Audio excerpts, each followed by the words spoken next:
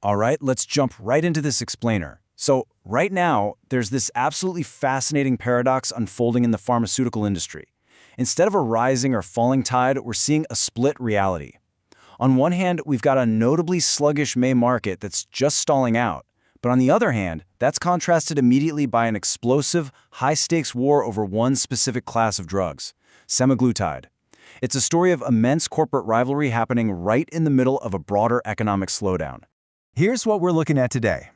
The May market slowdown, the semaglutide phenomenon, the fierce rivalry between Eris and Sun Pharma, the broader impact of this market shift, and finally, what this all means for the future of pharma.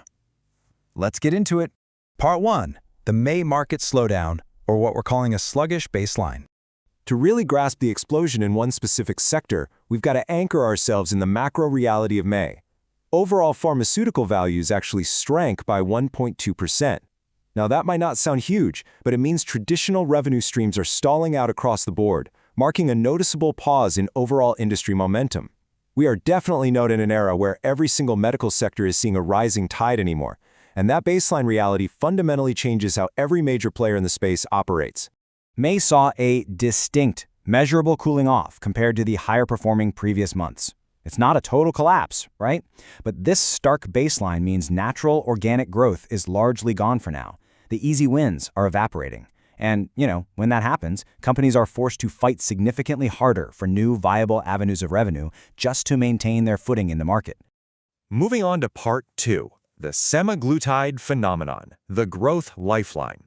So it begs the question, if the whole pie isn't getting bigger, where exactly is the momentum hiding?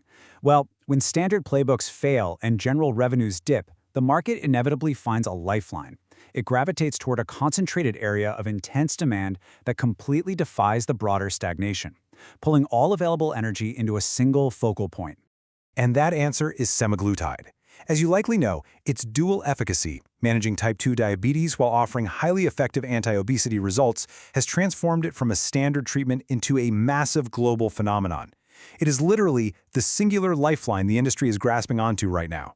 We're not just talking about a drug anymore, it's an economic engine driving the only real momentum we're seeing. Which brings us to Section 3, Eris versus Sun Pharma, the corporate rivalry. Despite this macro slowdown we just talked about, giants like Eris Lifesciences and Sun Pharma are absolutely refusing to sit still. They're aggressively weaponizing their capital, their research pipelines, and their marketing arms to outmaneuver one another and dominate this booming sector. They see the stagnation everywhere else and recognize, hey, this is where the real heat of the market resides. And look, neither company is just waiting for the drug to sell itself. They're executing rapid, aggressive corporate maneuvers. We're talking about targeting unprecedented weight loss demand while fiercely locking in foundational diabetes market share. Fast-tracked supply chains, aggressive pricing strategies, massive marketing blitzes, it's all happening at lightning speed because, well, whoever establishes dominance now essentially controls the revenue of tomorrow. All right, Section 4, the market shift impact, the winners and the losers. This intense micro-competition is actively fracturing the wider pharmaceutical landscape. The industry is sharply splitting into very clear winners, those aggressively riding the semaglutide wave, and, well, losers. Because capital and corporate attention are finite resources, this explosive focus is actively draining investment away from traditional sectors. Simply put, if you aren't fighting in the semaglutide space right now, you're definitely feeling that May chill acutely. The dynamic we're tracking here can be perfectly summarized like this. The ocean is calming, but there is a violent whirlpool in the center. The vast majority of traditional sectors are slowing down, but this singular contest is pulling in capital, talent, and corporate strategy at an absolutely dizzying pace. Finally, Section 5, the future of pharma, looking ahead.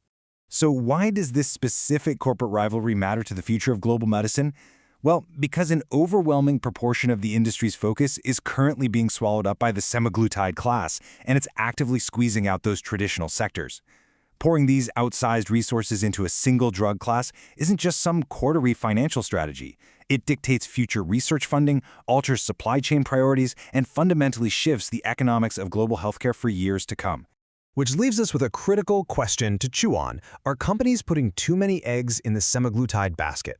We've seen the explosive demand and the fierce competition for sure, but if consumer trends shift, or say new side effects emerge down the line, what happens to a market built almost entirely around a single, violent whirlpool? It's a wildly fascinating dynamic to watch. Thanks for joining me for this explainer, and remember to keep questioning the structures behind the systems we rely on.